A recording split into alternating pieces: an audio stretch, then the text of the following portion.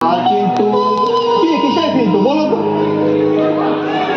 না গো, তুমি হলে এই জীবন এই এত বড় ফ্যাক্টরির মালিক, সবাই তোমাকে দাসবাবু বলে সম্মান করে। আর তুমি হলে সমাজের সম্মানিত পরিবারের লোক। আর আমি হলাম এক গরিব বাবার একমাত্র কন্যা, যার সমাজে কোনো দাম নেই। আমাদের এই সম্পর্কটা তোমার বাবা মা মেনে নেবে? জানো, এই কথা ভাবলে না আমার ভীষণ ভয় হয় গো, ভীষণ ভয় হয়। আমি যে তোমাদের ছেড়ে বেঁচে থাকা কল্পনা করতে পারি না।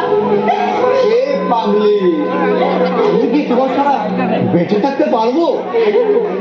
এই লক্ষ্য করো না, আমাদের ভালোবাসার জয় হবেই হবে।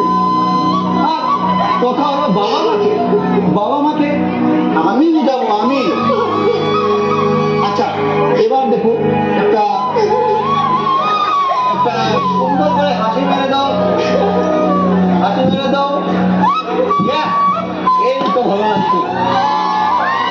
আচ্ছা, এবার শুনো, এই মানুষেরা ধনী গরিবের ভেদাভেদ করে এই সমাজটাকে দুভাগে বিভক্ত করে দিয়েছে। আমি ভাবি যে মানুষের এই টাকা পয়সার মূল্যবোধকে এড়িয়ে একজনের যোগ্যতা চরিত্রমানের উপরে গুরুত্ব দেওয়া উচিত। আর সঙ্গীতা, তুমি জানো, আমরা গরিব ছিলাম। আমার বাবা অন্য দোকানে কাজ করতো, আর আমার মা ধূপকাঠি প্যাকেটিং করে যা কিছু টাকা অর্থ উপার্জন করতো, তা দিয়ে আমাকে লেখাপড়া করে সুশিক্ষিত করে আর যোগ্যবান করে তুলেছে। তাই আজ আমি এই পর্যায়ে পেলাম। আর সঙ্গীতা, তুমি লক্ষ্য করো না, তুমিও তো শিক্ষিত যোগ্যবান, দেখবে একদিন তুমি এই যোগ্যতার বদলে এই সমাজে প্রতিষ্ঠিত করতে পারবে। তা তো